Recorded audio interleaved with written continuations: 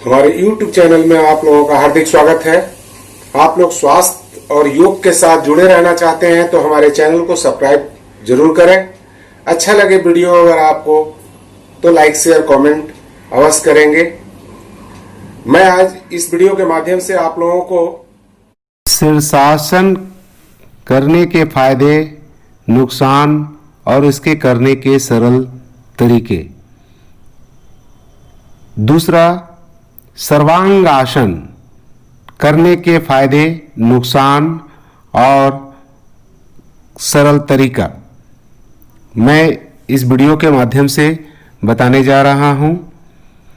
शीर्षासन, जैसा कि इसका नाम है शीर्षासन, सिर के बल खड़ा होने वाले आसन, इसलिए इस आसन का नाम शीर्षासन रखा गया है।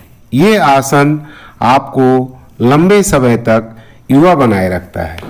जो लोग चाहते हैं कि जवान बने रहें, उन्हें ये शीर्षासन जरूर करना चाहिए। आसनों में शीर्षासन को राजा कहा जाता है। इसके नियमित अभ्यास करने से शरीर मजबूत बना रहता है, पेट से जुड़ी समस्या भी दूर होते हैं, समय से पहले बाल नहीं झड़ते हैं, सफ़ेद बाल नहीं होते हैं। शीर्षासन करने से रोग प्रतिरोधक क्षमता भी बढ़ती है।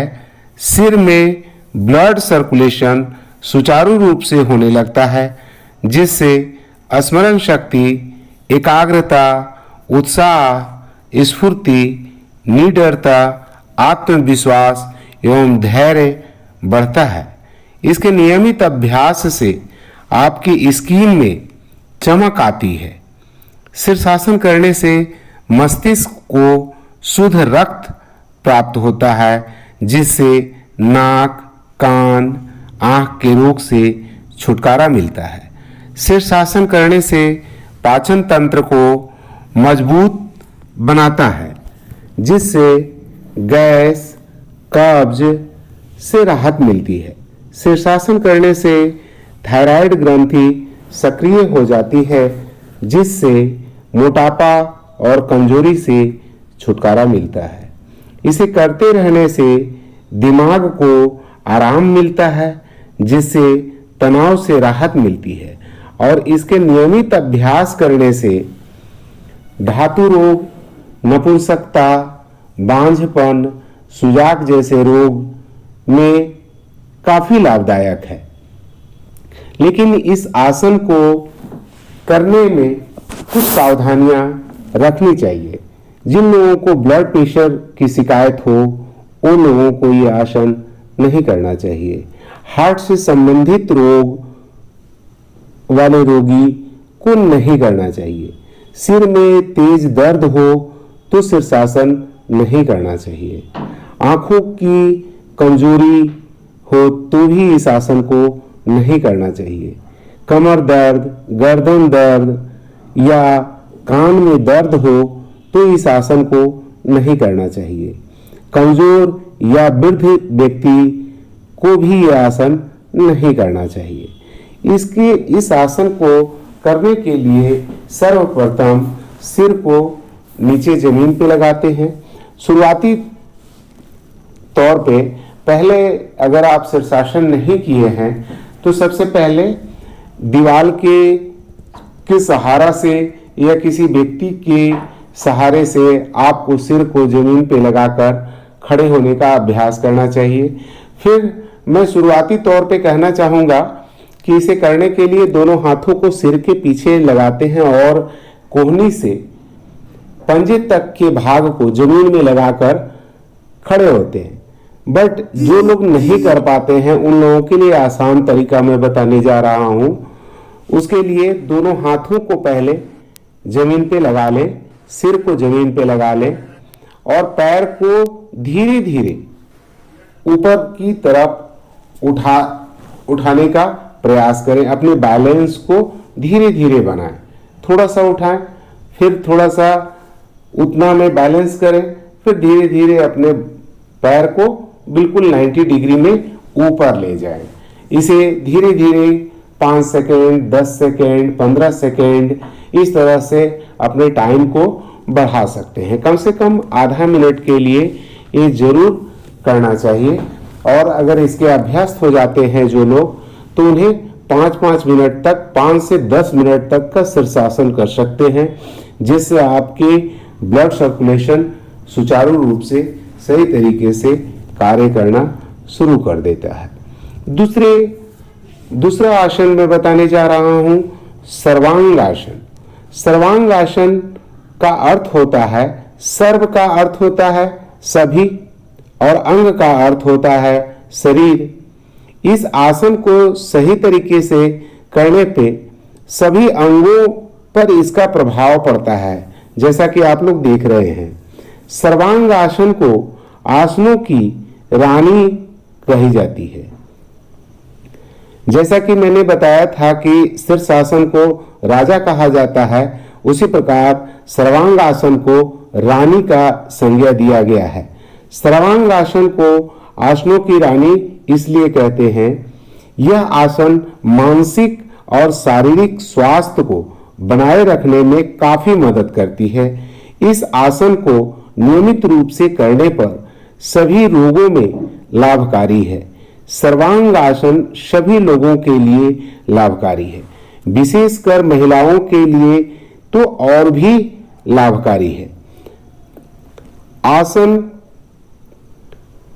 इस आसन को जितनी भी तारीफ करें हम लोग उतना कम होगा, क्योंकि इसके फायदे बहुत ज्यादा हैं।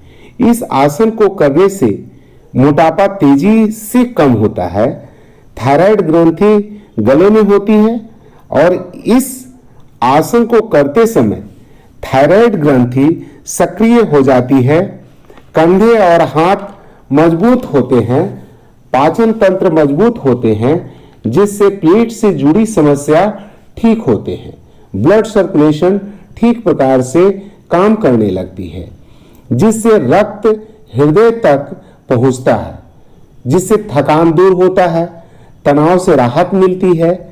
आंखों के लिए भी ये आसन बहुत ही लाभकारी है। ब्लड सर्कुलेशन ठीक प्रकार से कार्य करने से चेहरे के कील, मुहासे, दाग, धब्बे से भी छुटकारा मिलता है। सिर दर्द है उसमें भी काफी राहत मिलती है। महिलाओं के मासिक धर्म की अनियमितता या बांझपन या उन्हें आयरन की कमी, खून की कमी, बालों का झड़ना, बालों का सफेद होना समय से पहले, बालों में रूसी इत्यादि जितनी भी प्रकार की समस्या है उन सब से निजात मिलती है। हर्निया रोगी को भी काफी लाभ होता है। डायबिटीज के रोगी को भी इस आसन को अगर नियमित करते हैं तो काफी लाभ मिलता है। आंखों की रोशनी बढ़ती है, नाक, कान, गला से जुड़े रोग भी ठीक होते हैं।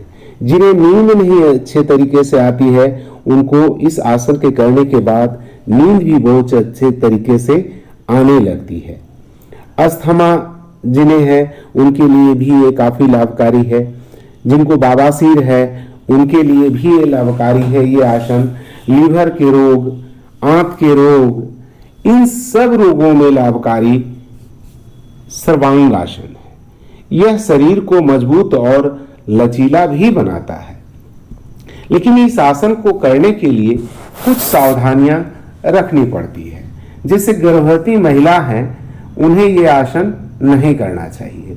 ब्लड प्रेशर के रोगी भी हैं उन्हें भी ये आसन नहीं करना चाहिए। मिर्गी से पीड़ित रोगी हैं उन्हें भी ये आसन नहीं करना चाहिए।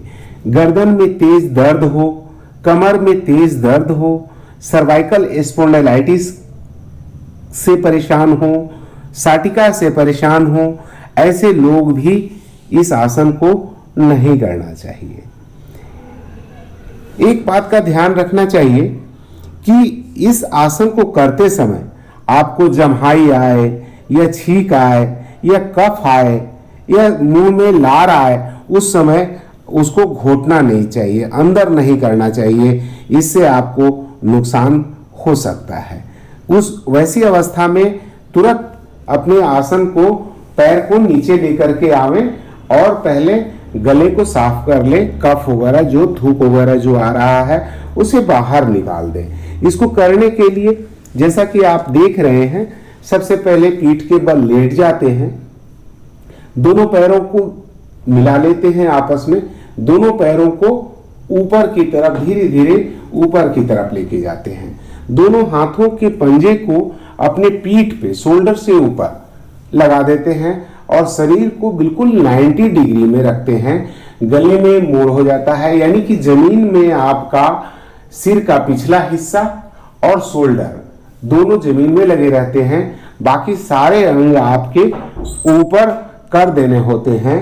इस प्रकार से आप अगर सावधानी के साथ इस आसन को करते हैं तो इसका काफी लाभ आपको मिलता है। तो मैं एक बार आप लोगों को जरूर ये बताना चाहूंगा कि ये मैंने जो दो आसन आप लोगों को मैंने बताया है, ये बहुत ही फायदेमंद है।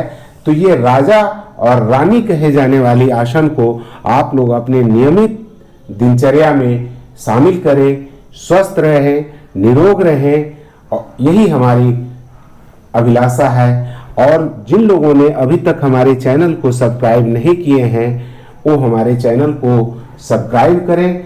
अगर आप लोगों को वीडियो अगर अच्छी लगती है तो लाइक शेयर कमेंट जरूर करें। धन्यवाद। ओम।